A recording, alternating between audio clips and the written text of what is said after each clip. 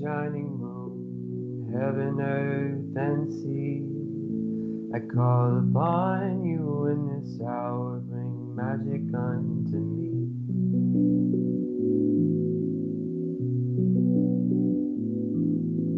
Brothers, oh, the cauldron cries, it singeth unto me. The songs of Mother Goddess and the Father in the tree.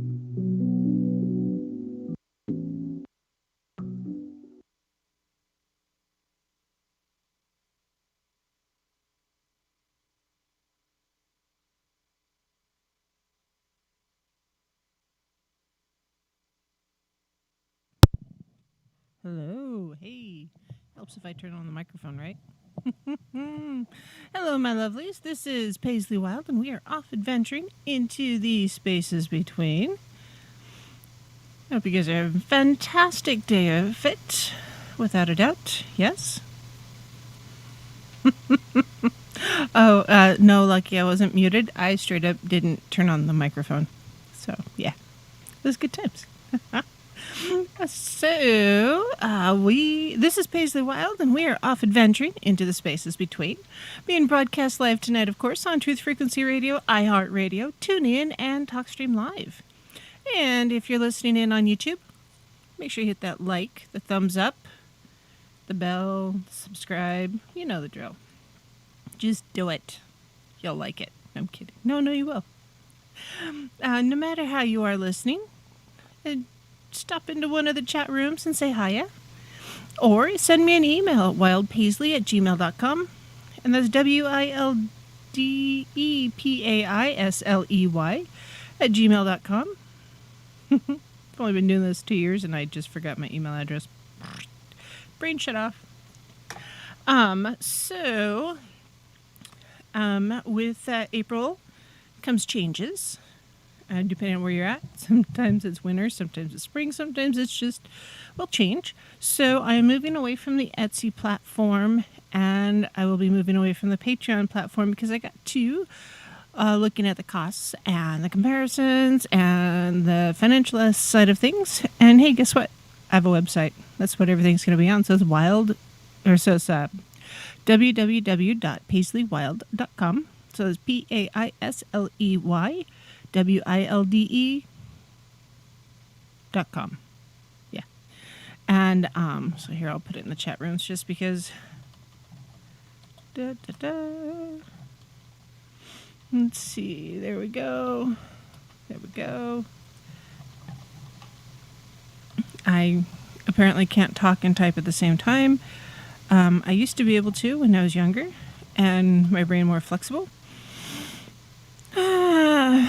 But, as we age, things are kind of, yeah. So anyways, PaisleyWild.com. There is a forum if y'all want to join in, so you can chat as you will. Just keep it clean, y'all, or else I will drop the ban hammer. I'm not afraid of that. Sometimes it's necessary. And if you want to just support my radio habit, you can definitely do that by going to my cash tag with no spaces, and that is $TheSpacesBetween. Let's see, the phone line is open tonight. That number is 213-233-3998. Or if you're across the pond in the UK, it is 44203-393-2871. So, yeah. Tonight's show. It is, I named it What Holds Us Back? Because sometimes things hold us back. And that's just all there is to it. And I started thinking about this one. It's been a while that I've been kind of pondering this one because procrastination is the mother of every rushed project in the history of ever. Ask any mom with a child that has a science or history project due tomorrow. Yeah, you panic and you get things done, and it looks great because you just kind of threw it together with your mom magic, and hey, there you go. So, yeah, it happens. New moon. New moon's coming up. So with the things that we're trying to get accomplished, it doesn't really matter what it is. It could be a lifestyle change. It could be a job change. It could be, it could be any kind of change or project you're trying to get accomplished, or, geez, there's just any one of a million different things that you have on your plate, and different things hold us back. Sometimes the timing really isn't right. And that's true. Sometimes the timing is not right because sometimes, no matter how hard we want something to be done and accomplished, and it's hard to get the project started, which is frustrating because it is. Because we try and we stop and we try and we stop and we try. It feels like we're not really committing to this thing that we really want to get done because it's really important to us. And it just turns out, in retrospect, that it just wasn't the right time. Because time is a fluid thing. Pardon my nose, it seems to be allergy season. And yeah, and often we forget that the timing is such a huge issue. I know that I, for one, I have a often a very full schedule, full list of things to do. And sometimes my list gets empty and I'm like, oh no, now what? Generally, I just pick up a book and read. I read between 5 and 20 books a week, depending on what's going on in my life. And sometimes it's my escape. Now, I'll admit that. Sometimes life just sucks and you have to take a break. But no matter what happens, when you take a break like that, you have to remember to come back. And for me, that's a hard one because it's been my coping mechanism for many, many years to just take a break from reality and get lost in a book. Well, yeah, it sounds great, and it does, and it's a good time. But it prevents me from getting things done in real life, and then I get frustrated, and other people get frustrated, and it just... I don't get enough sleep, and then I don't feel good, and I get the headaches, and then there's so much. So for me, I have to put the books down sometimes, and it's hard. So yeah, it's a real thing. Speaking of projects and such that I have to do, one of them is complete my book. I've got my calendar to get it complete and published, so everybody is available, or able, I should say, to purchase it at will. Is July 1, although I have one more little page to get illustrated, and then I have to assemble and double check for spelling. Ugh. Hold on. Apparently, I am having a tech issue. Anyways, with everything going on, it's hard to keep the momentum flowing and get all that stuff done. So I was able to really get that busted out this past week, and I'm really, really, really, really excited because, yeah, I am almost done. And so for those of you in YouTube world, I'm not sure what the dealio is. I'm getting an error, so we'll keep an eye on it. You may just have to go listen in on TFR. So that's tfrlive.com. Or what is it? Tune in, iHeartRadio, TalkStream. Not sure where else y'all can listen, but yeah. I may have to restart things. I hope not, because that'd be bad. Frustrating. Okay. Oh, I have a... Apparently I've got a thumbs down already. That's awesome. I love the trolls when they come out. There's no such thing as bad attention. So yes, the book should be done before the 1st of July, but we shall see. Because yes, I really want it to be done. And so yeah, what's holding us back? Real quick though, I did see in chat that Titan asked a question or mentioned something earlier. So let's talk about that really quick. Titan, where'd it go? Mental mistakes. Yes. So Titan asks, has anyone been having trouble concentrating lately? Titan is having mind skips. Other people have it. Oh, I'm sorry, Elaine. Send them a pentacle. So yes, energy is shifting. We do have the new moon coming up, and yeah, it's time for setting your intentions for the coming month. And I have noticed at the rock shop that I work at, we also have incense. We have sold so much sage and incense today in one day. It was like Christmas. A lot more people are out there trying to cleanse themselves and get this stuff moving, because the energy is kind of stagnant. You know,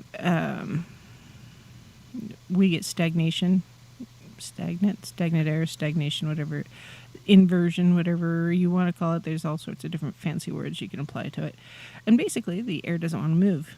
And then we get the windstorms, which we've had more windstorms in the last 12 months than I think we've had in the last 12 years combined. So yeah, that's quite interesting. I have different thoughts on that, but that's a show that I want to do with Dawn.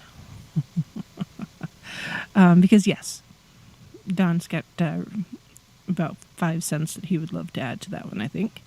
Don and Lucky both. And then, but yeah, the energy is shifting. There are times when my brain just fires, no big deal. I've got all the words. I can do the things. And then other times, it's like I've got a wire unplugged somewhere. So, I carry my tourmaline with me, and when I have it on me, I seem to do better than not. And if I start having some clogs, then with the tourmaline, I give myself a good cleansing and the tourmaline itself, and things help and get better. So maybe that's what y'all need to do, is make sure you got your boundaries up. Energetic boundaries are a real thing, folks. And yes, windstorms are good for spell casting. The last couple ones, though, I didn't want to be out in it because of the potential for falling trees. They were that bad. So, but thunderstorms, lots of energy there. It's spring here in the Northwest. The weather may vary. We had snow yesterday and 60 degrees today. So, yeah. Anyways, so what's holding you back? A lot of things hold us back. Did you know that there is a fear of success that'll keep you from moving forward? It seems like that one would be counterproductive, right? Why would success keep a fear of success? Why? Why is there a fear of success? Well, here's why. Failure. If you've dealt with failure most of your life, you know what it feels like. You know what it looks like. You've been there before. It is a known thing, and it is not necessarily comfortable, but it's a known quantity. And if you are presented with the opportunity to have success, often subconsciously you will sabotage yourself, self-sabotage. And the reason why is not because you don't want to succeed, because you do, consciously, but your subconscious is like, ah. But it's crazy there. It's weird. We don't know how to respond. We don't know what to do. And so that fear of the unknown keeps us from moving forward, keeps us from succeeding. And fear, what is this? Dune says, what, fear is the mind killer? Yeah, it is. Fear will keep you from doing so much. It keeps you from doing that next crazy thing, whatever it is, or that next thing that will take you on to success. Ask that person out, or apply for that job, take that job, move, make that investment, or maybe don't make that investment, don't move. It's that fear.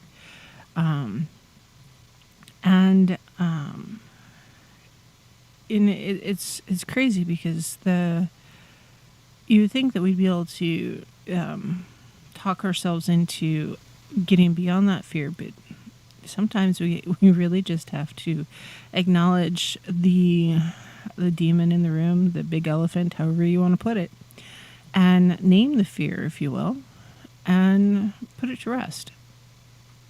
So sometimes, yeah, you really do have to put it to rest like that. Name it, write it on a rock, bury it, write it on a piece of paper, burn it. There's so many different ways to get rid of some of your fears that are very tangible that, yeah, you need to do it. Leo says it's kind of like walking into a dark room. Most will not walk in until the light is on, so they know it's safe. I don't like our basement. Actually, I don't have a problem with our basement. The problem I have is with cobwebs. I loathe cobwebs, especially in my face. So even though when I open the door and I look in there, it's like, I don't see any cobwebs, I still have to lean in cautiously and flip the light and look for the cobwebs. It's one of those things. I just don't like cobwebs on my face. So yeah, that's a really good analogy. Yeah, not necessarily fear of the dark, but fear of the things in the dark. And for me, it's cobwebs because even though I understand spiders and I get how beneficial they are to the world, I don't like them. I get them. That doesn't mean I like them. So I loathe cobwebs in big letters. Hate them. Nope. So, anyways, so fear of failure. Because you're afraid that you're going to fail, you become afraid to take a risk. And you stop going forward and taking, or not necessarily taking, but you refuse to take the steps necessary to move yourself forward. And it's frustrating when you see people you care about. You say, if you would just do X, Y, and Z, you'd be successful. Why can't you do that? And they're like, dude, what if it works? Then I don't know what to do because I've always been a failure. Well, no, you're not a failure. I don't see someone as a failure, generally. I see them as more, you're still learning. You're still on your path. You haven't encountered the things to give you the confidence to be successful in your path. So it's not a fear of failure to me that people have. It's just fear of the unknown. So people will often say at the job that they hate, or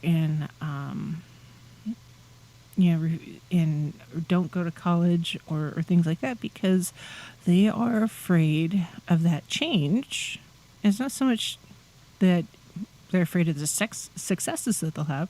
They're afraid of the failures that they could have because they don't want to disappoint themselves or the people around them. And I get it. Let's see.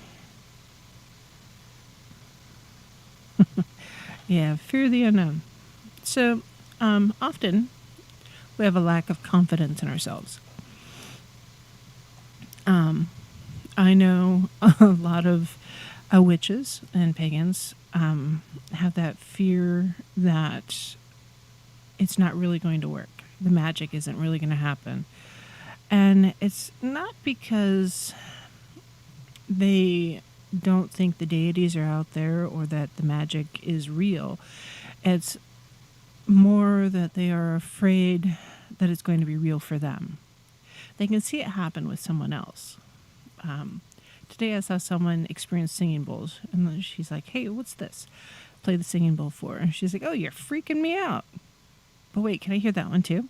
And so even though she was being freaked out by the feeling the energy and the sound waves of the singing bowl, it freaked her out. She still wanted to experience it because she knew it was good for her, but it was still freaking her out.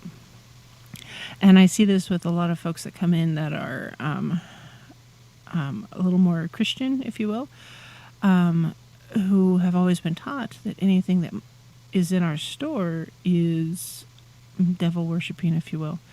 And so singing bowls or rocks and crystals are like, but especially the rocks and crystals, it's like, don't bang my head here. And it's like, and they're like, oh, that's satanic. It's like, did God make the earth in your purview? And they're like, well, yes.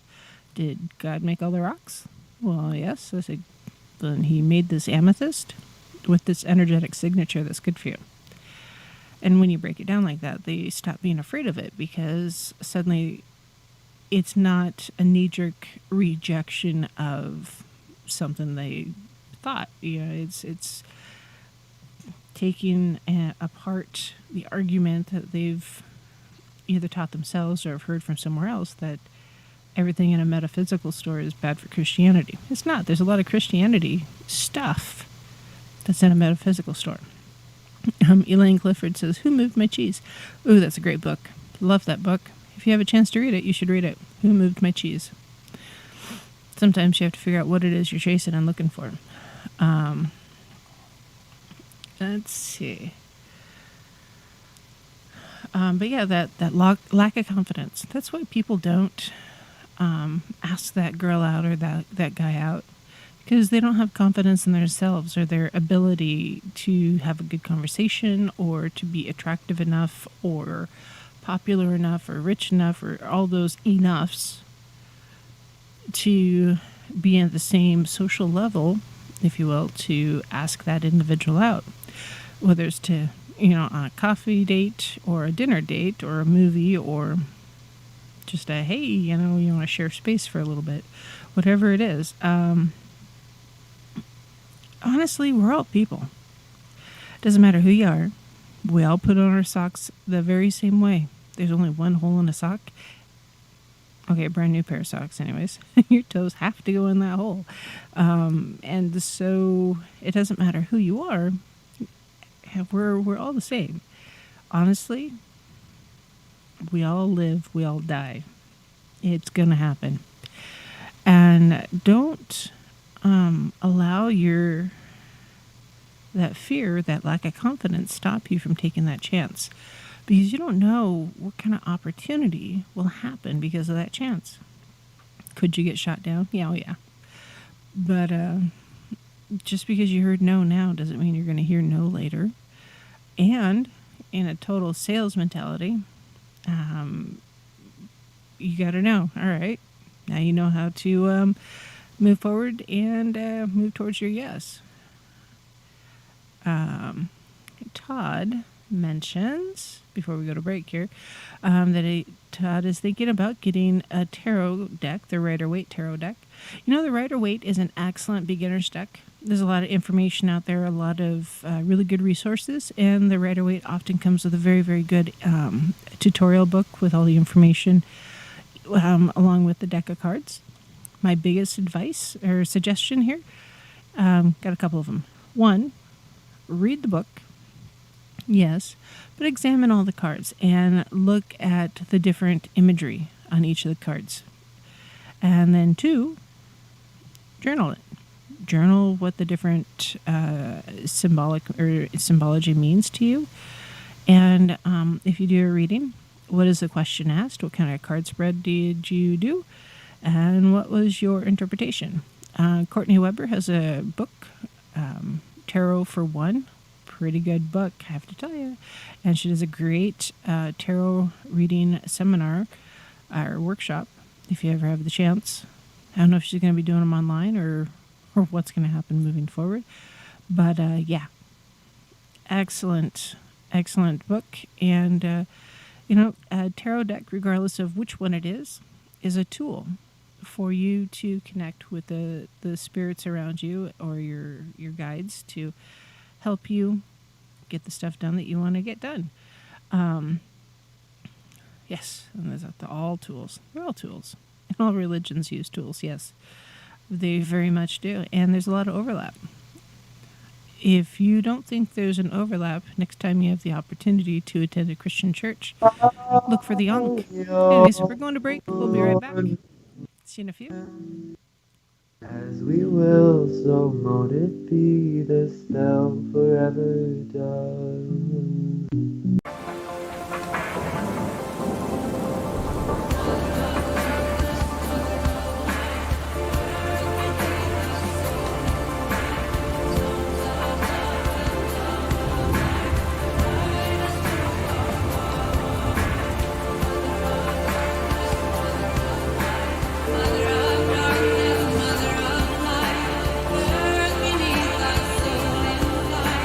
Songs of love and love.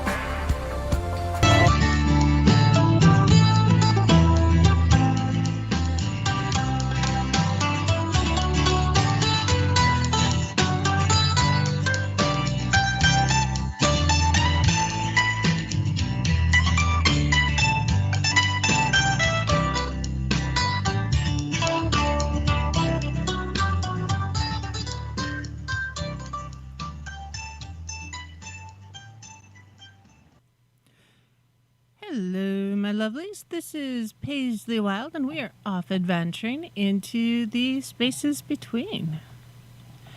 Let's see. If I could spell. So Todd brought up shungite in one of the chat rooms, and so shungite is a carbon-based mineral, and depending on whom you speak with, it is thought to have come from space. Well, that's debatable. You could say everything comes from space. I mean, yeah. So,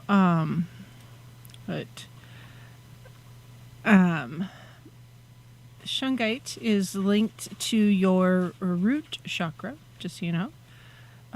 It's one for those who are trying to balance their energies. It's a neutralizer. Just real quick. Yes, shungite. It's black. It's a very soft rock, so if you have some in your hand, it's often going to leave a black mark or smudge. So this is one that is considered an EMF protector. A lot of folks will have a shungite stone or tab of some sort in with their cell phones. Sometimes they'll have a tower or a Merkaba or some other shape around their technology, like on top of their their computer or next to their TV. And but it's, I don't know, the high carbon content gives it that light sucking black color. But actually I like it. So apparently, let's see, it was often associated with the Russian czars. Supposedly they drink a lot of water with shungite minerals in it. I don't know that I would necessarily recommend that. You can have it infused with your water bottle if you have a glass infuser to separate. Because now, generally speaking, I don't recommend you put rocks in your drinking water. I suggest having them in a capsule of some sort and put that in your water. There's water bottles specifically made to do that. Yes.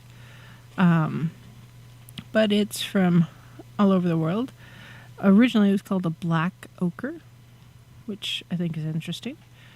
But yeah, it's been around for a while. Let's see. Yeah, it's good for your health. Anyways, it's healing and yeah, good for the EMF. And a lot of folks, hey Julia, some folks will use it for protection from the 5G energies, which are quite complicated. And then sometimes it'll help as a conductor of energy if you're working towards a specific goal. So if you're doing like a crystal grid, having a shungite tower of some sort in the center of your grid will help direct that energy more appropriately. So anyways, it'll help you keep you grounded and focused, so your brain doesn't wander off and do other things. If you have, let's see, I go to the website. It's meanings.crystals.andjewelry.com, and a lot of good information there. They have an A to Z of crystal meanings. So yes. Bracelet with shungite, fantastic. Often those are sealed so they don't shed as much dust. But you can get the bracelet, because I wear bracelets all the time. You can have necklaces, or you can get it a pendant, earrings. There's all sorts of different things you can get. Just make sure you're buying it from a reputable source. That's my biggest, firmest suggestion when it comes to shungite. Make sure you're not actually buying coal. Talk about coal in your stocking kind of situation there. Oof. That would be unpleasant. Welcome. Hey, Don's in the house. Hey, welcome. You don't have a chocolate chip cookie and a bowl of chocolate ice cream. I've already ate the chocolate chip cookie and the taco. Okay. Very cool. So hopefully I'm done eating for now. All right. Hey, you're on air even. Look at that. I see you. How's the camera look? Pretty good. Okay, cool. There's a Marauders map behind you. Yeah. I'm an eclectic witch, so I have all sorts of stuff. You never know what you might find. I've been talking to a friend of mine, and she wants to make some spell jars. And so she was going to come up with a list and wasn't sure if she was going to invest a bunch of money for it. And I was like, you know what? Before you go buying a bunch of things, come talk to me. I'm a little bit of a magpie. Lucky says, so if a little Wicca kid gets a shungite in their stocking, does that mean they were a good witch kid? Yes.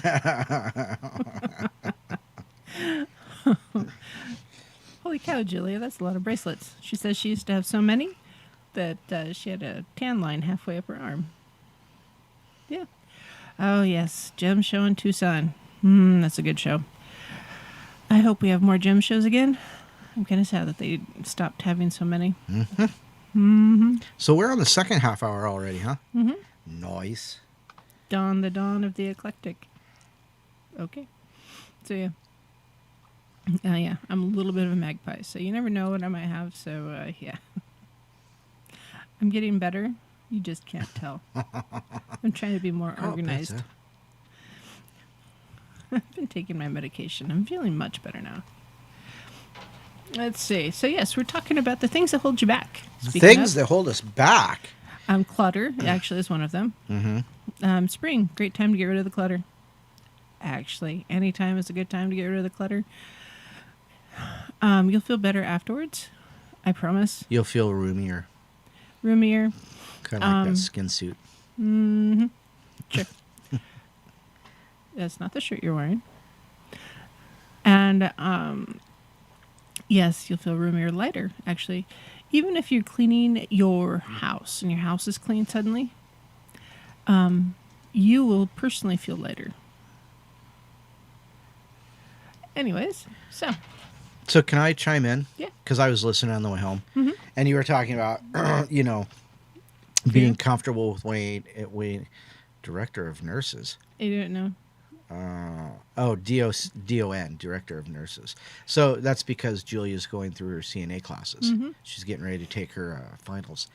That's awesome, Julia. by the way. Good Thank luck. you. So you were talking about what holds us back, and how we're comfortable with rejection and things like that, and how we're.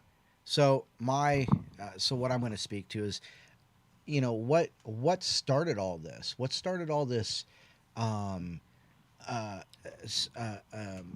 Terror of stepping into success, like you said. What is holding you back?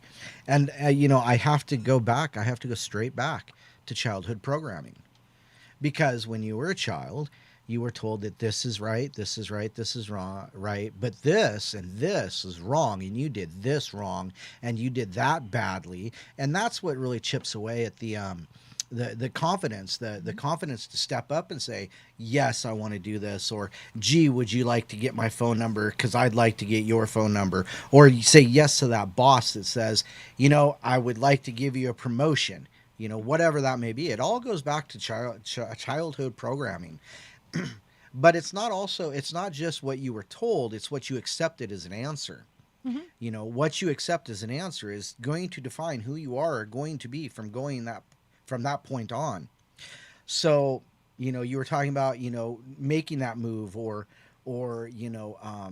taking the job, or, talking to the girl or the guy, whatever. You got to take that chance. So, because when I think back, it's like everything started for me, and it really, what I remember, all of the negativity and that stuff started for me in the 5th grade, because that's when I got a D in math. And that's when I got, taken out of baseball. That's when I got, told that I needed to be more like my brother, and so all this stuff just builds up, and it's really, you're right. Fear is the mind killer. You're absolutely right. You're scared to do these things because you've always been told it was wrong.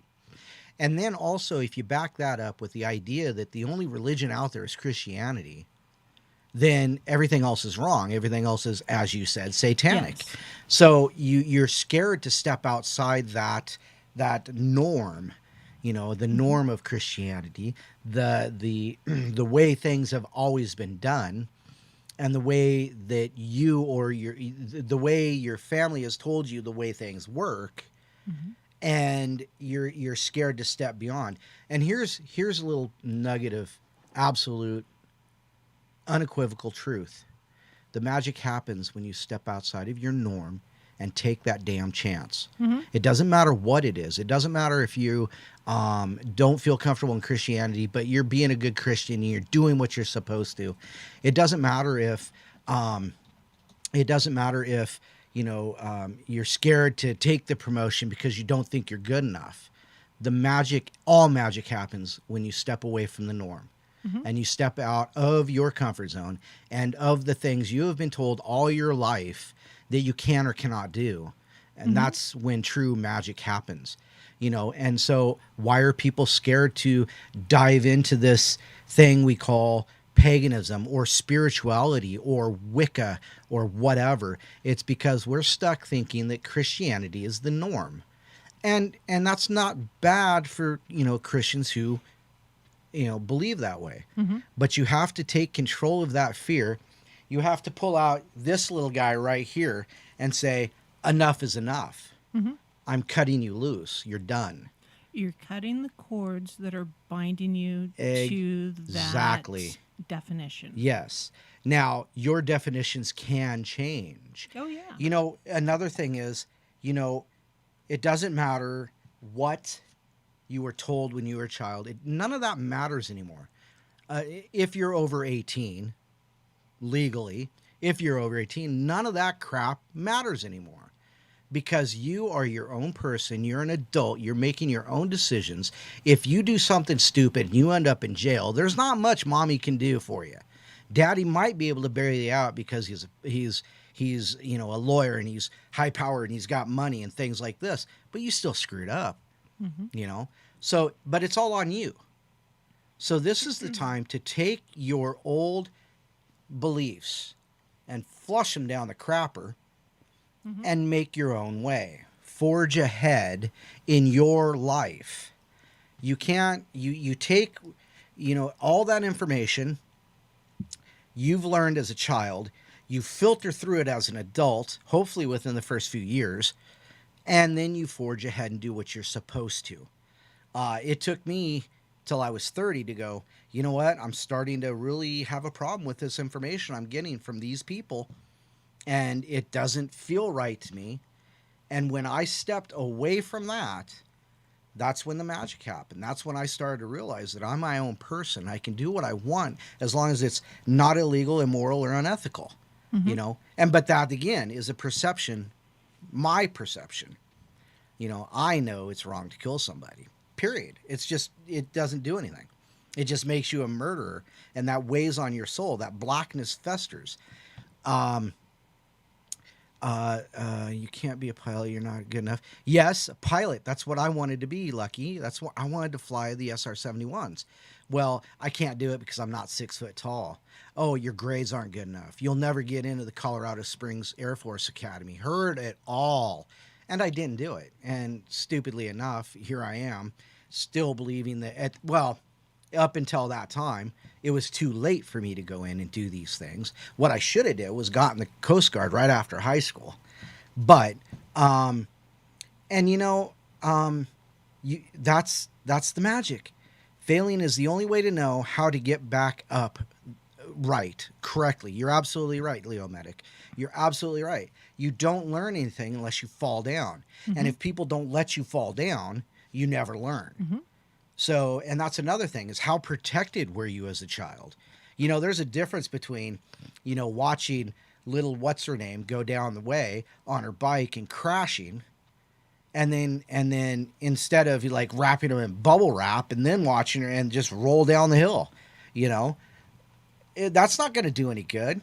they got to learn the pain that goes along with these things, you know? And that's where they remember, well, I did this and it hurt. I don't think I'll do that anymore. That's called learning. Mm-hmm. But you got to flush all that old childhood programming away. You got to step outside that norm and just go, you know what? It's done. Mm-hmm. It's done. I've cut those cords. I'm going to learn the way I did it, the way I'm going to do it. Mm-hmm. And that's what holds most people back is the childhood programming and the I don't want to say realization because it's not the realization. It's to get away from it, you have to realize that you've got to cut those cords and step away and start doing things the way you want. You may end up, alienating your family, but is that psychic venom from that you've gotten from your family worth staying in touch with them? Mm-hmm. Yeah, and that's a big one, and that is a huge one because I know, like for me personally, a lot of my family is very conservative Christian, and this is the same thing that a lot of pagans and witches have issues with, and why they're still in the closet is because they are concerned that they won't be accepted by their family, by society, by their friends, by the parents of their children's friends, by their employer, by their peers, by their friends peers. themselves. Yep. And for the most part, as long as you're not being in your face about it, most people don't care. Right. However, there are some employers that are like, well, we're just going to pray for you. And it's like, well, that's great. Sorry, I had to do it. Oh, I know. It's, that kind of thing, on the one hand, it doesn't hurt me as their time and energy that they're putting into it. I look at it as, it's coming from a good place. But on the other hand, it's like, would you stop? Just accept me for me. Right. If you can't accept me for me, then maybe this isn't the best place for me to be. So I get it. Yeah, the bullshit cutter. I get it. But when it comes to family, we often have so many emotional and psychological ties to our family. It's very hard to step away, especially those who had really great relationships with their family, or even, oddly enough, those that had really horrible relationships with their family. Right. I don't. It seems like it's the two extremes have as many problems. So for me, for the most part, I just kind of leave my family where they're at, and I've slowly started telling people that are from that part of my life about being a pagan. So I get it being in the closet. I get the pagan pantry. I am there checking on the honey levels all the time because some of that's just my security blanket. And yeah, I understand that fear of being accepted. Well, see, here's the thing, then, we grew up, right? We grew up thinking, okay, we're a failure. We know how to accept the no. We know how to accept that you're not good enough. We know how to accept the rejection, So what the hell are you afraid of? You already know those feels. You know how you're going to feel if you get rejected. I got a question for you, though. How the hell would you feel if somebody said yes? I know, right? How the hell would you feel then? Wouldn't that be like, hey, So I had a friend visit here a couple weeks back, and it was a really good visit, a short visit, but a good visit, and can't wait for her to come back because she wants to move so bad. Not Lucky, someone else. Right. And this is someone I hadn't told I was a pagan, but I did. It's like, hey, I'm just going to put it out there so I am a pagan. And I practice witchcraft. And she's like, okay. I was like, wait a minute. Okay. Yeah, because I remember you saying something about, well, I don't really want to say anything to her yet. And I didn't tell you. I didn't know you told her flat out that, this is the way it is. Yep, just straight up told her. And then she's like, oh, well, my daughter watches TikTok all the time. She's getting all this stuff from Witch Talk. And we got to talking about TikTok and using it as marketing. And oh my gosh, did you know people are paying $50 for a spell bottle that's 2 inches tall? Yeah, you were telling me. I feel like I'm suddenly in the wrong industry, which is weird because I talk about paganism and witchcraft. I don't get it. Anyway, so yeah, those will be showing up on the website in the near future. I'm working with someone with that. So yeah. So Titan says, I guess we don't take time to differentiate between healthy fear and damaging fears, so it all becomes the same. You're absolutely right, because you don't know what healthy fear there is. So bad fear. Bad fear is the rejection. Good fear is don't touch the frickin' stove when it's hot. That's the difference. That's just as simple as you can get. Hey, do you want to go out with me? No, you're not my type. Well, okay, I can deal with that. Hey, why don't you go over there and touch that hot burner? No, because I know it burns. Duh, you just learned. You learned something somewhere. You learned what it's like to not do something dumb. Don't take a bite of that really, really hot potato because you're going to blister the roof of your mouth, literally. Yeah, well, yeah, whatever. It's a hot potato. Yeah, Brent tells me that I have asbestos-lined mouth, that I can eat, lava and be okay with it. But, I've seen some of that red crap you put on your food. Oh, you mean like this? This is good stuff. So a witch bottle that big would be cool. And that would be like $150. It's your bullshit cutter sauce. Yeah, well. So yeah, fear. Fear, it's amazing what fear stops us from doing. Like Julie says, what's that button do? I don't know. Push it. So, fear of being found out kind of goes with this one. Yeah. But, as a witch and a pagan, that's something, I am a little concerned with. Now, a friend of mine who is a pagan, very, very in the broom closet, doesn't even hardly, she doesn't talk about it to the point of, I don't know, it's insane. Because she's a professional in the community and she's concerned that she would lose a lot of business because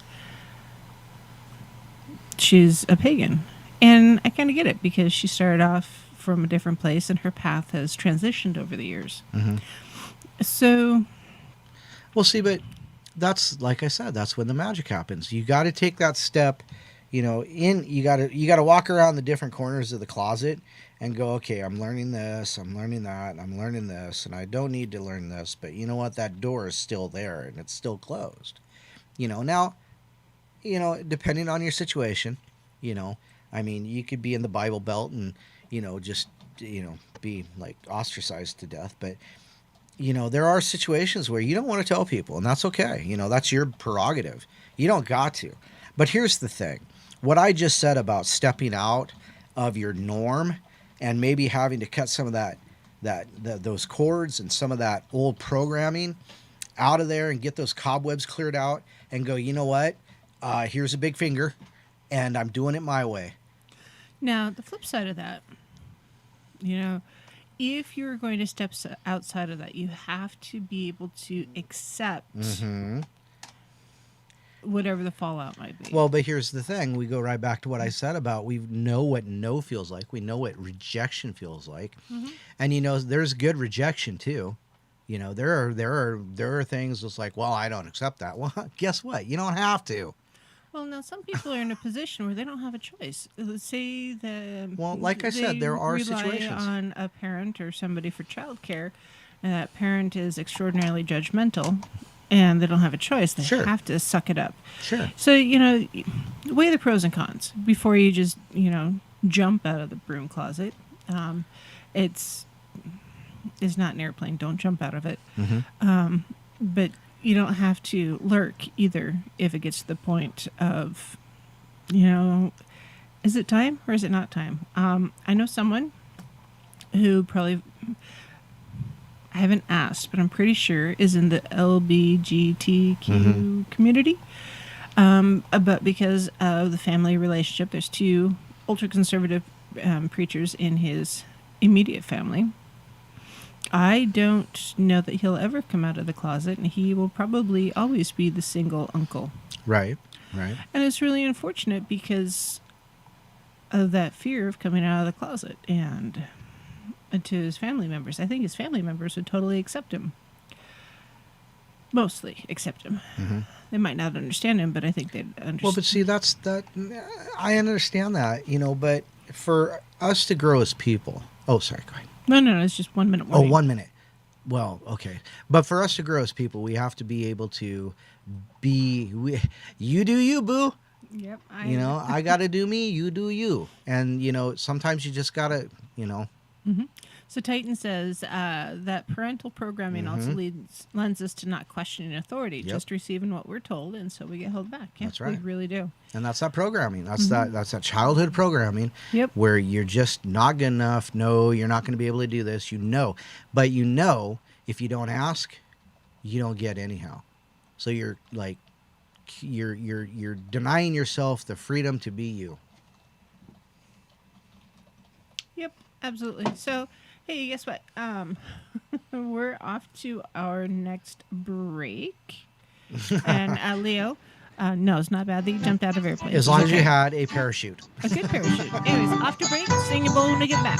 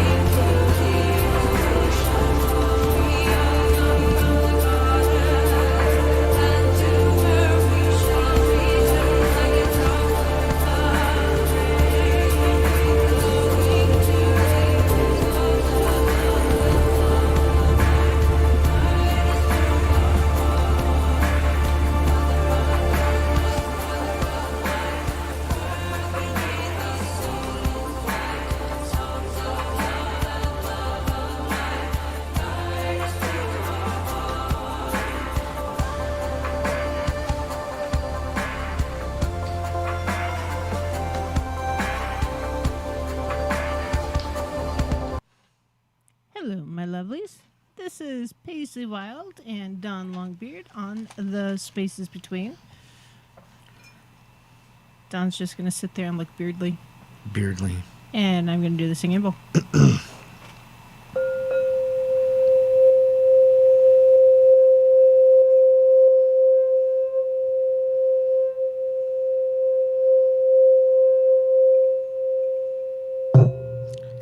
Every time. You don't got to shove the mic into the bowl. Hey, it's not my fault I see 4 of everything. Do it again. Okay.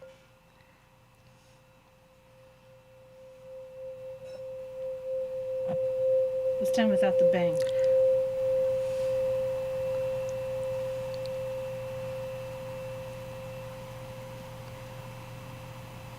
Next time you might want to do it without talking in the middle of it too. No, right? Oh goodness. Elaine just needs a tippy cup. A tippy cup. Kind of like you. Mm-hmm. Yes. Just like me. Paisley tippy cups for everybody. All right, so tonight we're talking about the things that hold us back. Fear's been a big one. Fear's been a... I think ultimately a lot of the reasons come back to fear. Mm-hmm. So in the first half, I talked about procrastination just a little bit. It's a big one. Often we, like for me personally, sometimes I hurt. And because I've got the fibromyalgia, it's an adventure any day.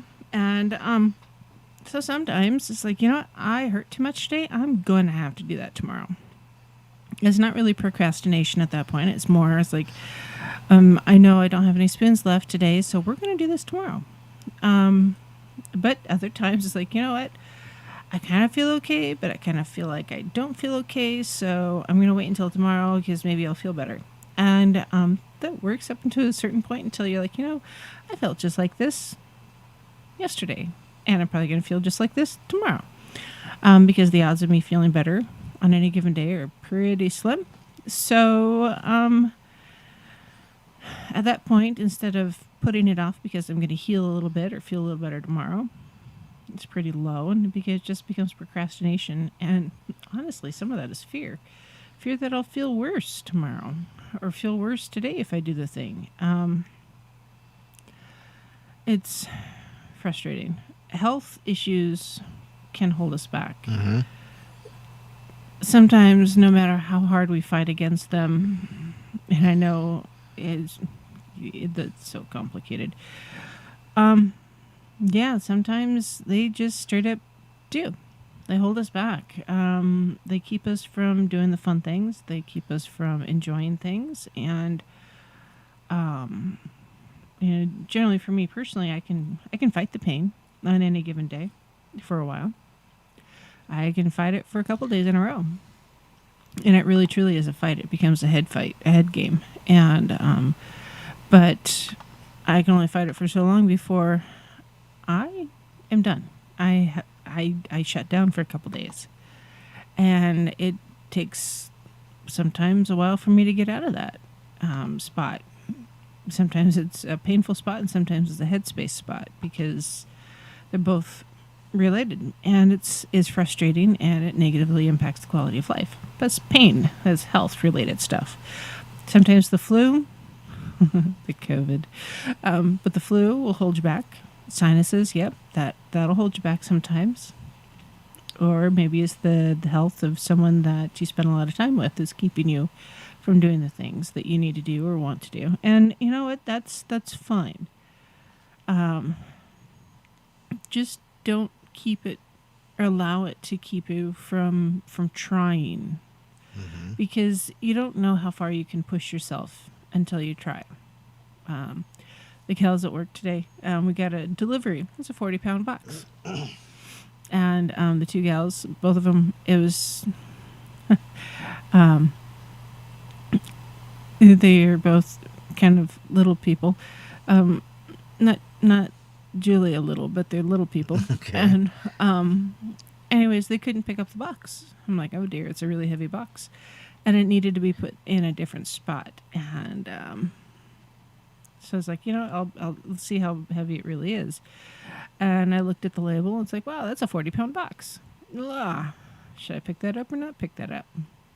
10 years ago, I wouldn't even give it a second thought. 20 years ago, I wouldn't have even looked at the label. I would have told him not to try to pick it up. I would have just done it myself. Anyways, I ended up picking up the box. I was like, oh, it's only 40 pounds. It's not that bad. I just carried it down the stairs and away we went. No big deal. But sometimes I can't pick up a 5-pound box. And it's really hard. It's hard for me to acknowledge that difference. Mm-hmm. Yeah, that one's a hard one. Let's see. Titan says, really think it's important to find people of like conscience in order to push forward, those that will tell you the truth in love and have patience enough till you build the confidence. But you gotta temper that with the fact that you may hear something you don't want to hear. And you have to understand that if they're coming from a place of love and you ask the question, or, you do that indirect, asking for a friend thing, you've got to be, open to the idea that what they have to say you may not like because you're uncomfortable with it. That's, once again, you've got to step away from your preconceived notions, the things you've learned before, and be able to look at it realistically and say, is this advice good? Is this advice bad? Will it do good for me or will it do bad for me? The only way you're going to find out is to taking that leap. Leo Medic is talking about jumping out of an airplane. I bet you the first time Leo was a little leery about jumping, out of that, a million things going through your head. Who packed my chute? Did they do it right? If I pull the cord, will it actually come up? More cowbell. More, so, there's always those things. I mean, you may have been excited to jump out of the plane for the first time. Absolutely. But you know what? There's still that little thought that says, what if I splat and crack really nicely. But, you've got to jump. You've got to take that leap. You're never going to know if you don't. And like I said, there are situations like you put up there, your friend that you feel is needs to come out of the closet at some point, maybe, to his parents. But that's up to him. All you can do is encourage and be there. And, they may not, like I said, he may not like your answer. But as long as they're understanding that, this is just a growth process and you mean it with love, and don't let that twist them. And Leo says, no, I was scared out of my mind praying just to live. Yes, exactly my point. But you did it. And then, he says, when I landed, then I was excited. Exactly. And you did it again, didn't you? It was probably your job to do it at the time, but you got okay with it, right? Yes. Obviously. So, that's the whole thing. But did you live? Did you die? No, apparently not. And that's the thing, though, is like I said, there are those people that are going to tell you exactly what you want to hear. There's those people that are going to tell you exactly what you don't want to hear. And you have to decide which one you need to work with.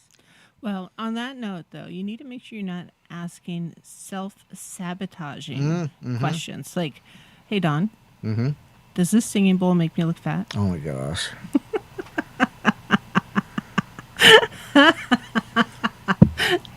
Don't ask that question. Oh, gosh, yeah. And don't ask questions.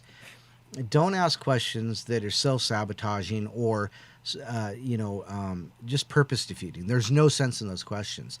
If you know that the company you're with, you're safe and you're comfortable and you can be yourself, there's no reason to ask those questions of anybody around you.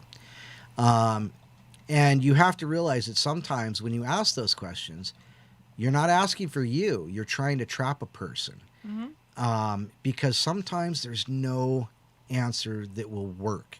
There's no correct answer. You're setting somebody up for failure, and you're just trying to do it to make yourself feel good. So now I've had conversations with people where they're telling me about a problem, and I've had to ask them, look them in the eye and ask them, are you telling me this because you want advice? or are you telling me this Because you're venting, or you're because you need to get it off your chest? Right. Because my response is going to be different. Because there's going to be times when someone says something to me, it's like, I just don't know what to say. And they're like, well, I wasn't trying to get advice from you. It's like, well, that's not the way it came across. Right. If you want Right. advice, I'm going to try to give you advice. If you don't want advice, I need to know ahead of time. That way I'm not trying to be like, oh my God, what are you doing? So, yeah. Just sometimes if you're talking to your friends or your loved ones or whatever, it's like, I just got to get this off my chest. I'm not looking for advice. Mm-hmm. I just have to vent. Because sometimes, you just got to vent. Okay. Otherwise, that stuff gets stuck Right. in your head. So Leo Medic said, when I landed, then I was excited.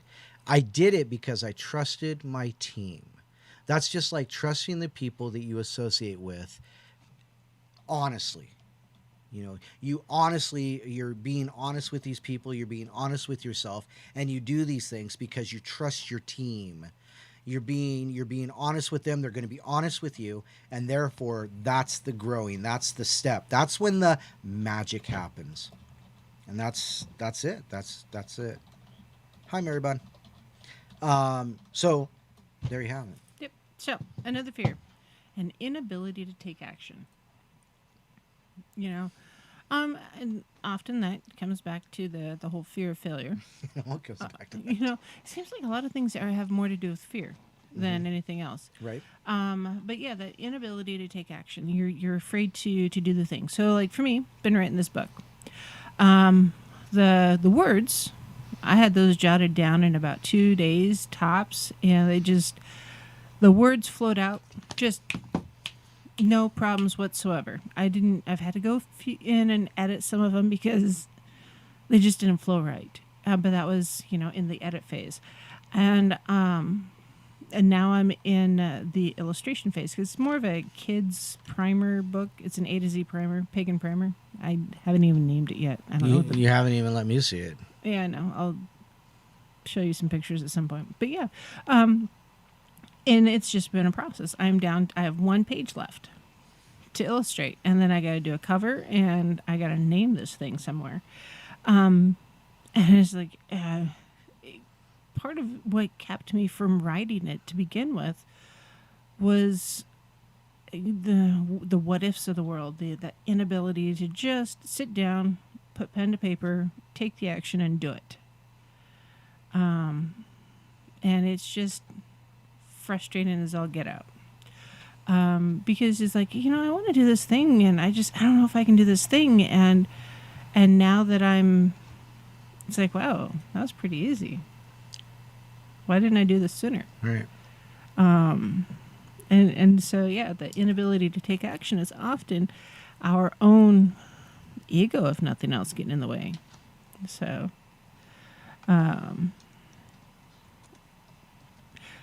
Lucky, just so you know, that chat room is still not happy with me. So, yeah. What's wrong with the chat room? I don't know. A TFR chat doesn't like me. Oh. Titan says, great point. Needing acceptance hold us back also, but gaining acceptance is success. So yeah, honestly, the people that are holding you back because you want them to accept you as you are, or as they think you are. No, you want them to accept you as they don't think you are, because they already know who they think you are. Mm-hmm. Now you have to change that perception. Well, they have to learn who you really are. Right. And that's a really awesome feeling to have people just start accepting you as you are. Because honestly, if you are in a relationship, for instance, friendship or significant other, however you want to put it, you have certain expectations in that relationship.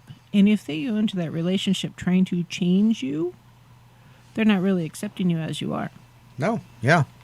They're trying to fit you into a mold. They're trying to shove you back in that damn box where it's cold and dark.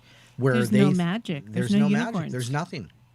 There's no chocolate. There's nothing. It's exactly where they wanted you in the first place. Coffee. So, yeah. Yeah. Yeah. That just ticks me off. Yeah. And it's really hard for people to accept you for who you really are instead of who they think you are. A ham and onion sandwich? Yes. Who said something about a ham and onion sandwich? Titan. I'm talking to her. Yes. Where the ham is nice and lean and the onion is nice and thick in a big old slab, and you slap that together. Fajitas. Huh? Fajitas. What about fajitas? We're talking about ham and onion sandwiches. Why you change the subject? Because fajitas. Ham and onion sandwiches. No, fajitas. We were talking. We were talking about fajitas. At work, You know, so too many people listen to what I say. Okay. I can see that. So, Leo says, smash the box. Elaine's not going to go anywhere that doesn't have chocolate. Well, there you go. Yeah. There's no chocolate in that dark damn box. No. The only thing that should grow in a box is mushrooms. Okay, well, you know, it depends on how much manure's in there, right? So, another thing that holds you back is, this one's an odd one, is not accepting the blame. Oh, yeah. So, I come from a business world. I've managed a customer service stuff for a while, call center, dispute resolution, that kind of thing. So that's where I learned stuff. And when in dispute resolution, there's a lot of stuff. People just want to be heard. Mm-hmm. Straight up, they just want to be heard. And so you listen and you say, all right, well, how would you like me to fix this? And they, hey, well, I want this. I was like, okay, cool. Let's see what we can do. Easy thing. It's really easy. But when it comes to shifting the blame, so say in doing that, you forgot to save the notes or you forgot to send out the replacement product. Mm-hmm. And you call them, it's like, hey, listen, I screwed up. I didn't get something done, but I got it done, taken care of today, and hey, it's good. It'll be there in 3 days instead of 2. I'm sorry. You know, and they're like, oh, okay, well, okay. Often if you own up to it, you accept the blame for your own mistakes. And then you move on. For one, it shows that you're a grown-up. Mm-hmm. And you're mature in your thinking. But in accepting the blame for something, it shows people that you are willing to, hold yourself accountable to whatever it is. And often you get rewarded for holding yourself accountable. Because not only do you hold yourself accountable for failures, but then suddenly you have to start holding yourself accountable for your successes also. Mm-hmm. And when do you want somebody else to lay claim to your successes? They will. Yes, they will. No, you don't want that. No. Step up. Mm-hmm. Yep, absolutely. So, don't shift the blame to somebody else, because if you get in the habit of shifting the blame to other people, you're also going to start shifting the blame for the successes. And sure, if you want to be a wallflower, that's how you be a wallflower. Undefined goals. Do you know what you want? Mm-hmm. Even a broken clock is right twice a day. However, if you don't know where you're going or what you're trying to accomplish, it doesn't matter if your clock is right or not. You're not going to get there. Or you could say another way. It's like, if you don't know where you're going, you're going to definitely get there. Because you're just going to be stuck in that rabbit or the hamster wheel of not going anywhere. You're on the treadmill. You're not going anywhere. It doesn't matter what kind of pictures are going by or what you're watching on TV. You're not going to go anywhere. You're not going to accomplish what you need to accomplish. You want to have awesome rituals? You got to go to some rituals. You got to learn how to do it. You got to read some books. If you want to if you want to encounter rituals with other people, you gotta go to them. You may have to do them online, depending on where you're at in the world, because stuff. But yeah, you gotta participate. You want your spellcraft to work right? You gotta do spells. They don't just happen by accident, guys. And then, right, we're journaling things, right? If you're going to do a spell, journal your spell, what you're trying to accomplish, and like, oh, hey, look at that. Oh, Lucky says, do not let others lay claim. Parents like to say that your success in, say, ice skating, oh, you get that ability from Aunt so-and-so. She was a champion. She's nipped that crap in the bud. It doesn't matter if your aunt was a champion. You're the champion for being able to do it. I can't even stand up in skates. I can't stand up on quads, inlines, ice skates. I don't care. If it's not flat-footed, I can't stand on it. So therefore, I must get that from my mother because falling down is easy. So yeah, you're right. Don't let somebody say, "Oh, you got that from your aunt." No, I got that from practice. You got to do the spells to learn the spells. Yeah. You're never going to make really good bread until you make a lot of really bad bread. Yeah, it took 1,000 bad light bulbs for Edison to figure out. You know, that's someone so often repeated, but true. He found out quite a few ways how not to make a light bulb. Apparently, not everybody learned that, though, so we're still repeating the same mistakes from yesteryear. This is why history repeats itself. If you don't learn history, you're going to repeat it. Yeah. You know, if you don't know how to fold laundry, you have to keep doing it until you figure it out. Or anymore, you can watch a YouTube video and learn about it. I know. How do you think I learn half the stuff I do? I'm like, hold on, let me Google that shit. So, you know, I have been the IT person a couple of different times for employers for a long time, probably up until about 5 years ago. It's amazing when you don't know shit. You're the IT person. Yeah. Hello, let's sit down and work on this, shall we? I've only taken one computer class, and it was mostly to learn more. Actually, it's more to get the certifications for the Microsoft certifications, which I have. But you know what? I learned by doing. Mm-hmm. And most programs have this little question mark. They will talk you through it. And there's a lot of help videos out there. So this dumb little paperclip pops up. Hi, I'm your assistant. Shut up. You bend them into a little triangle, go ping. Hey, I was changing my assistant to the dog because that was funny. He'd fetch my papers. So anyways, it's too bad Drama's not on camera. She's upside down. But, you know, I did it. You know, I wasn't afraid to try. Just like taking ownership for your mistakes, you have to, you know, take ownership to try. Right. Yeah, that's the definition of insanity. Mm-hmm. Yep. So doing the same thing over and over again, expecting different results. Mm-hmm. Yep. And so Mini-Me, she has no fear. She says she does, but she doesn't really. She's got some hesitation, which I think is a good, healthy thing. Some things she needs more hesitation with. Oh, you see this gray hair right here? Stop opening that damn door. Stop slamming that door. What are you doing? Don't touch that. Yeah. Well, so yeah, that was yesterday.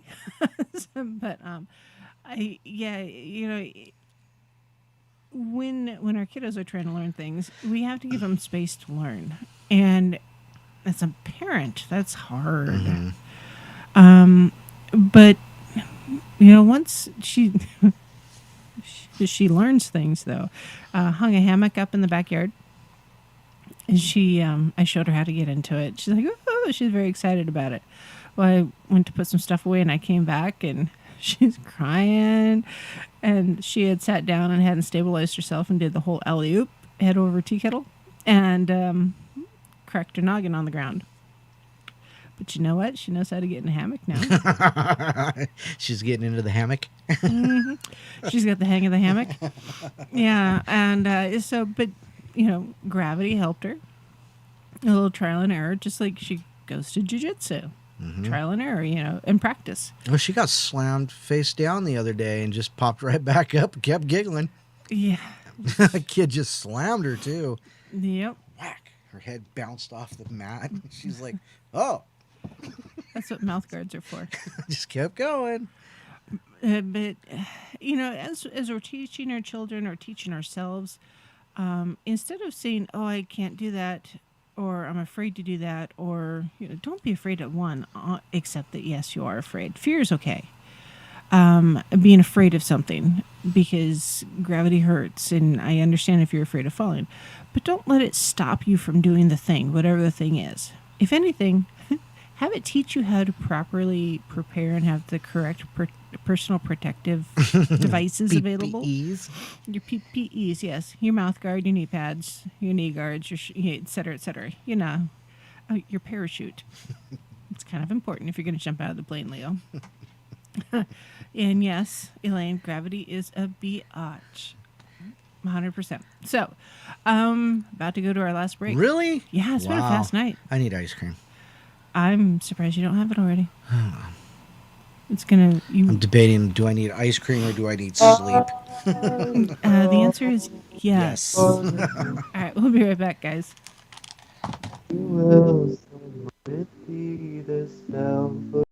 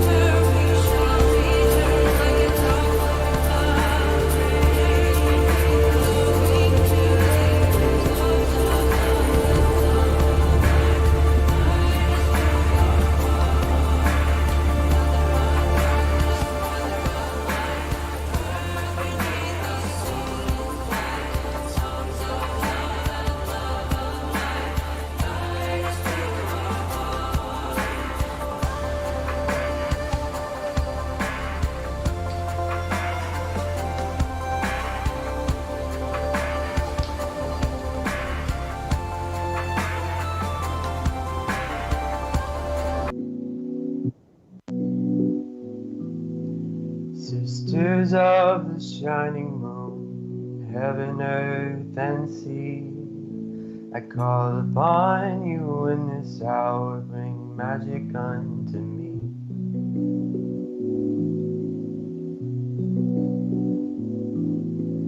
Brothers, oh, the cauldron cries, it singeth unto me the songs of Mother Goddess and the Father in the tree.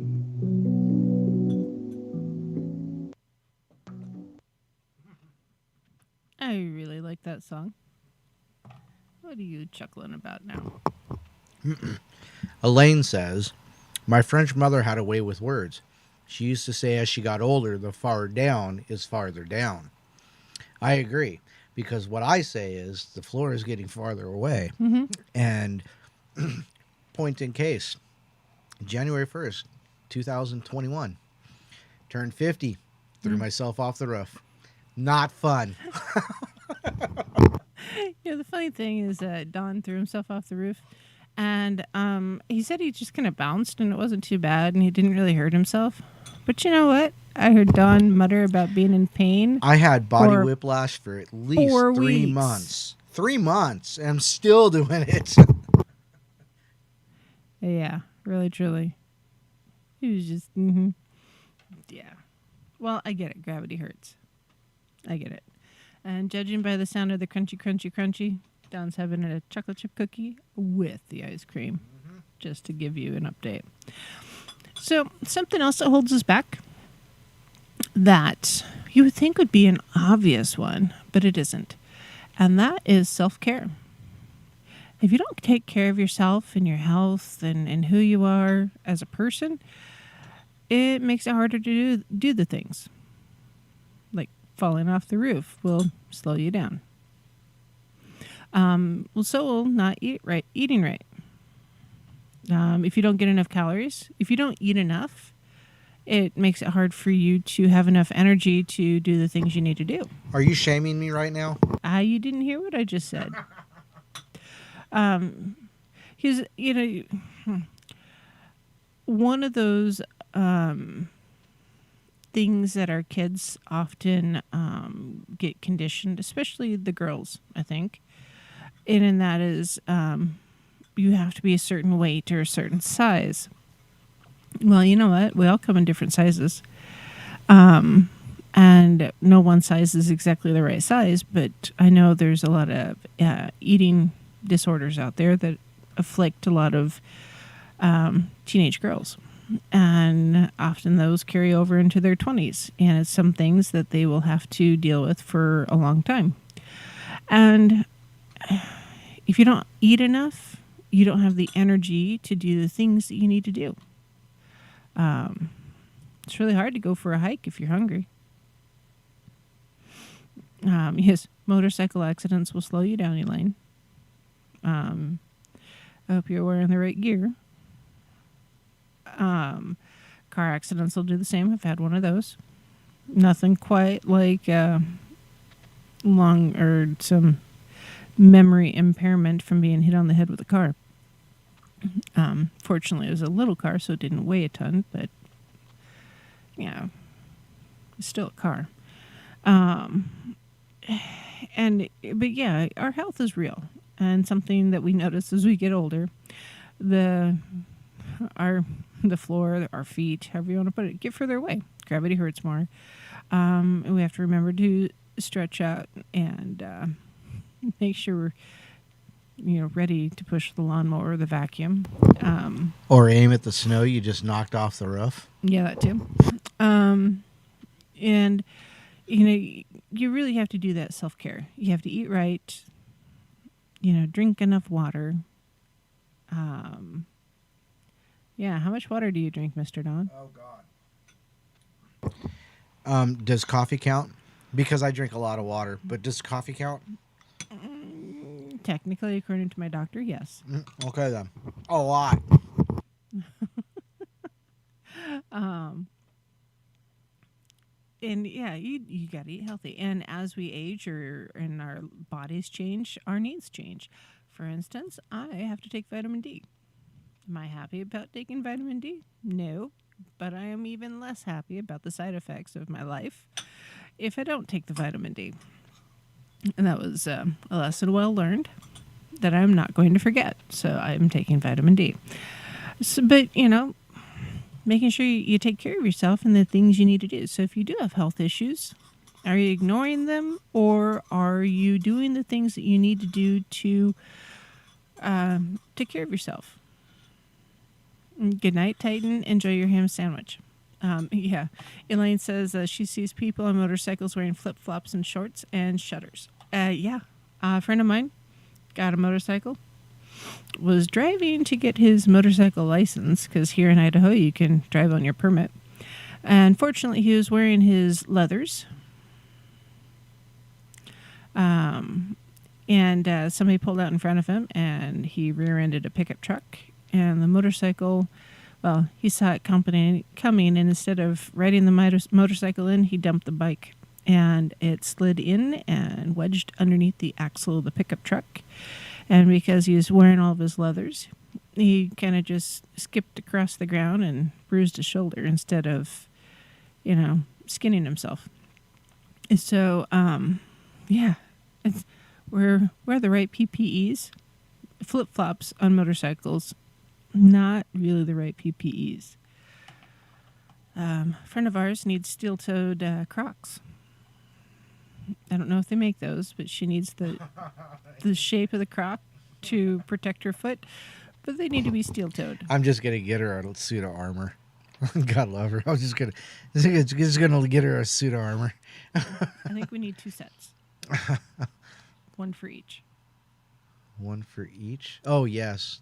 With the same name? Yep. Yeah, okay. Oh, no. Yeah. Not allowing the people around you to grow will actually keep you from growing. So we often see, so Don and I are no longer in our 20s. And so something we've observed over the years is people grouping up in friend groups and everything. And if you don't allow your friend group to mature, you're not going to mature. Or if you keep changing your friend group so it's always the same age, you're always going to be stuck in that age. Mm-hmm. So you have to grow. And you have to let the people around you grow. You cannot prevent them from learning things. Right. And so this is something that I've seen culturally, because we know people of other racial backgrounds. And so there's something that we've heard is, well, you're trying to act white because you're trying to educate yourself. Well, that is a really big statement where you're not, don't do it. You're not allowing the people around you to grow and learn more when you say stuff like that. So side note real quick, oddly that it's segueing right here, but next Friday, Naysay is going to be my guest, and we're going to talk about appropriation, cultural appropriation next Friday, because that's something that shows up in the pagan and witch communities a lot, is people talking about appropriation. So we're going to talk about cultural appropriation, and is it truly appropriation, or is it just a way to control the masses? I have my own opinion. I have a feeling Naysay is going to share a lot of that same opinion. Call it a hunch, but I figure he's a really good person to talk to about some of this. So, yeah. That'll be next Friday. Same time, 9 p.m. Pacific time. Or, I'm trying to figure out, midnight East Coast time. Yeah, see, I did the same thing. Did you see that? No. Yeah. Yeah, Leo. Yes, of course you're a medic. That's why you're not taking care of yourself. It's like the cobbler's kids have no shoes. Well, it's also like, how many times do you go by, like, around the back of the hospital and see all those doctors out there smoking? It's like you're supposed to take, the advice of somebody who does exactly what they say don't do. That's like, you know, the preacher preaching to the choir right there. The pot calling the kettle different colors. So yeah, I guess you keep doing you. It is a fact though. I mean, Yeah. so it just is what it is. And Leo says, funny sad story. Jumping is also what ended my armored career, and and I replied back. I said, I'm glad you had the chance to experience that, Leo. But sometimes the things we love have a way to bring us down as well. For instance, football. How many people play football because they love it, but they end up being broke, or boxers? Any sport. Any sport, anything that you put your life at risk to. And another thing, you were talking about bosses earlier. What was it? Gosh, that thought just flew right out of my head again. But anything that you put your heart and soul into, and things you enjoy, working, it's not necessarily the job. Oh, that's what it was. You said something about people who hate their jobs. Most people who hate their jobs don't hate their jobs because of the job. They hate the job because of the boss or the coworker or they don't hate the job. I don't hate my job. Well, I actually love my job right now, and that's awesome, and I don't have a problem with the people. But I've had jobs where it's like, I don't want to go to work today. And it's not because the work is hard. It's not because I don't like the work. I don't like to work with the assholes I work with. And that's all there is to it. So, sorry. Side note. Nope. Segue. Boop. I know, totally get it. Talked to a gal today, works at McDonald's. She hates working at McDonald's. Not because it's McDonald's. It's because of the mean customers that come into McDonald's. Oh, yeah. Yeah. You're absolutely right there. Yeah, you couldn't pay me to work at McDonald's, Burger King, any of those. Not because they're food places. That is an issue. But that's not the issue here. It's because of the customers. Oh, same. Wouldn't work at Walmart. Same reason. So, yeah. Elaine says when she was a greenskeeper, her lawn looked awful. Yeah. You want to know whose house has the most dishes in the sink? The housekeepers. So, yeah. That's why I never became a cook. Yeah. I actually went into school to be Chef Don. Yeah. Yeah, that didn't happen. I'm still Chef Don, but now I enjoy it. So, another one, honestly, is not having a budget. It's not, I don't mean not having finances, I mean not having a budget. How many relationships go south over money? A lot of them. And I'm not just talking about like romantic relationships, I'm talking friendships, romantic ones, business relationships, all over money. If you don't have a budget or an understanding of a budget, it's going to cause you some issues because it's really hard for you to go to the movies once in a while if you're always spending your money on cigarettes and not understanding the budget. And where would you rather spend $200 on sage and incense and a singing bowl or soda? Well, you gotta, what's your priorities? Does a soda make my ass look fat? Yes. Yes. How about that sage? No, but it smells great. And it Right. smells great. And it gets your microbials out of the air. Yeah. Studies are shown. So Justin says, start your own business. We need to be independent. That's right. Yes. Yep. Yeah. Even if you your can. business is a podcast or a YouTube channel. Hey, you got to start somewhere. I'm pretty happy with the way mine's going. Yeah. Actually, I have a good time here. Sometimes I'm really sad that it only lasts 2 hours, and other times I'm like, whew, It's time for bed. I need to go night-night. So, anyways, yeah. Budgets are real. If you don't know how to manage your money and you're always worried about are the bills paid, it really negatively impacts your joy. Right. Because it causes worry and it causes stress. Which also negatively impacts your health. And then your health goes sideways and you can't work, and because you haven't saved, you don't have anything, you don't know where your budget's at, then it becomes this vicious spiraling circle that ends with you living out of the back seat of a Buick. In a van down by the river.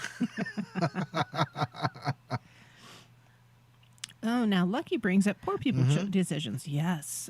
She was talking with her mom about people in poverty usually are making poor people decisions, like spending $10 at the gas station for soda and chips instead of buying good stuff or saving.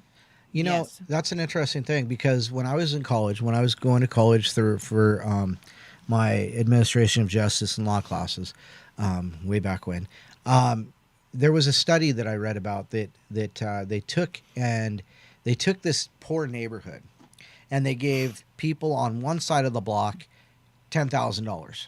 The people on the other side of the block got zero. Do you know what happened with the people that got that $10,000? They bought on your TV? Do you think that they paid their bills? Do you No. think that they bought food? Do you think that they did things that were good for them? No. They bought the TV, they bought the Nintendo, they bought the Xbox, they bought all these things. And within a week, they were broke. They had a bunch of stuff, but they had no. Their living situation didn't really change. They didn't change anything. They just did what they were to. We talk about when we talk about finances and we talk about the United States. We talk about deficit spending. We're already in debt. We might as well just spend it and just get more stuff. We're taught a poverty way to think. We're taught to acquire things. Not I don't know how to say that. Health, by eating healthy, you gain your health through that. We're taught that the tangible things are more important than the intangible. Yeah. That goes to educating yourself. Yeah, if you don't educate yourself, it's really hard to learn things. And I don't mean going to college necessarily, because not everybody needs to go to college. Sometimes it means reading the articles. inc.com, great website. There's a lot of self-help, entrepreneurial, customer service, management, all of that kind of stuff. Yeah, it's just a great website, and it's there to encourage you things. Justin says schools don't teach economics anymore. What? No. It was a required class when I graduated. I loved my econ class. Meh. I slept through my government class. Oh my God! You know what I slept through? I slept through sociology. I got an A. I slept through sociology and I got a B. I literally slept through it. I went to like 4 classes, did some makeup stuff. Here's the deal: the first day of class, that professor told us, I grade on a modified Bell. Wrong thing to tell Dawn, because Dawn immediately looked around and went, that guy's going to miss classes. That guy's going to miss classes. That guy's not going to get there. That person's going to miss this, that, and the other. And all I have to do is 3 assignments and I'll make my grade. That's called sociology. Oh, well. So yeah, educate yourself.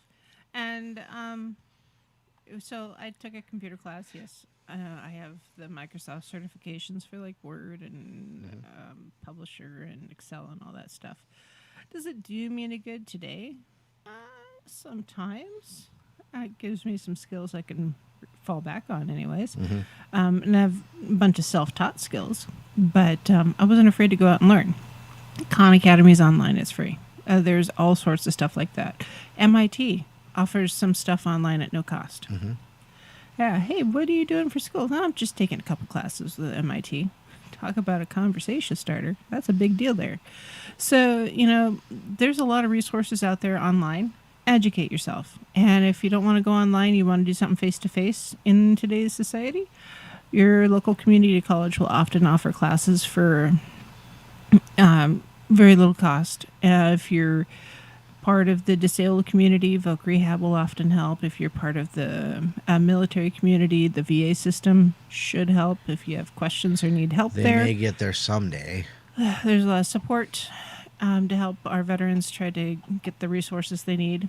If you have questions, send me an email. I do have some resources I can, push to you. But yeah, it's a thing. Another one, before I mentioned accountability, be accountable. Apologize for your mistakes. You screw up, apologize. Just be upfront. Hey, I screwed up. Now, this doesn't mean if you go to your significant other and say, hey, I screwed up, I cheated on you, I'm sorry, let's move forward. That's not what this means. This means I screwed up and I spent $20 with the guys last night when we were playing poker and I lost. Or, I can't even think of one. Okay, yeah, I can. I spent $50 on crystals and I shouldn't have. I didn't, so don't look at me in that tone of voice. Yes, you have. Yeah, but you know about all of them. Anyhow. So, but yeah, you screw up, you own it. Is it uncomfortable? Yes. Do you know why? It's because you did the wrong thing and it sucks to be caught. I totally get it. So just own it. And you know what? Life will be easier. Move on. How many of our politicians have gotten in trouble for saying no, they did not have sex with that woman? And then later it comes out that, well, maybe I did. But what's the definition of is again? So, there's, just own it. Stop prevaricating. Stop being wishy-washy. And this is pointed at me just as much as anybody else. If you screw up, own it. It's just easy. It's easier. It's hard. Yeah. It is hard. It actually gets easier. Mm-hmm. It actually gets easier because you know the feels, like I said earlier. Yeah. But on the flip side, don't be so consumed by failing that all you do is fail. It's like, oh, I'm a screw up. I'm a failure. Oh, you know what? I'm sorry for screwing up. I screwed up again. Another thing that I Don't always be talk that about, person. yeah. Another thing I always talk about is also, speaking your truth, speaking your reality, speaking yourself into your future, into your reality. And the one I always use is, I'm getting sick. I'm getting sick. I'm gonna get sick. I'm going to get sick. You keep saying that. Guess what? You're going to get sick. Now there's nothing. There may be nothing you can do about getting sick, but however, you don't have to make it worse, because doing that is just putting you in that mindset to be sick. So if you're going to be sick, you're going to be completely sick. You're going to be sick in your head. I mean, well, you know what I mean, I hope. Mm-hmm. You're going to be so down that you're going to be so sick that you're not going to feel like you're ever going to get. And so you've just created this whole cycle for yourself. Mm-hmm. You can say, you know what? I think I'm coming down with something, but I'm going to fight it. Mm-hmm. Or, you know what? Give me time to recover. I will recover. I will get better. Speak yourself into these realities. I'm going to get that job. I'm going to get that promotion at that job. I'm going to succeed at that job. Quit saying things like, well, I don't know if I can do it, because you're going to talk yourself into not doing it. Don't do that to yourself. Don't do that negative self-talk. Don't think it, because once you think it, it becomes reality. Mm-hmm. So, yes. So, we're just about done with the show already. Can you believe that? Yeah, yeah. So, regardless of what you're trying to accomplish, at some point, you do have to look at yourself in the mirror and ask yourself, have I put too much effort and energy into this thing that I'm trying to accomplish? And on the flip side, have I put enough into this to accomplish what I want? Mm-hmm. And so you got to be really real with yourself when you ask that. You can't, waffle on it. It's like, because if you can look yourself in the eye, in the mirror, and say, you know what? If I could look myself in the eye. I haven't done enough. Mm-hmm. All right, what do I have to do to actually do enough to try to get this to succeed? What do I have to commit? Or have I committed so much to this thing that it's negatively impacting my life in other ways? And is it time to let go? Sometimes, Elsa, you got to let it go. You just do. Yeah. We've all had that relationship that we just had to let go. Because the other person wasn't wanting us to be the best person we could be. Sometimes that boss really is that much of a douche. Or, there's that commute just isn't worth it. You got to weigh the pros and cons of the things that you are committing your time and energy to. And don't to make it self-sabotage yourself. To make sure it's worth the investment of your time and your energy. And don't sabotage yourself. So, example, you just said that about the commute. There was somebody I was working with got promoted to a higher position in a different place, same company, different facility. And so I looked at her and I said, are you willing to make that drive? It's a 40-minute drive. It's a 45-minute drive. Are you willing to make that drive every day? Mm-hmm. She was supposed to start on day X. She called in. She was supposed to be there on day Y. She called in. She was supposed to be there on day Z. And that's the end of the alphabet. All right. So merry meet and merry part and merry meet again. We'll see you tomorrow night. Good night. Good night, all. Wow, that was fast. Where did I go? Bye. Bye, guys.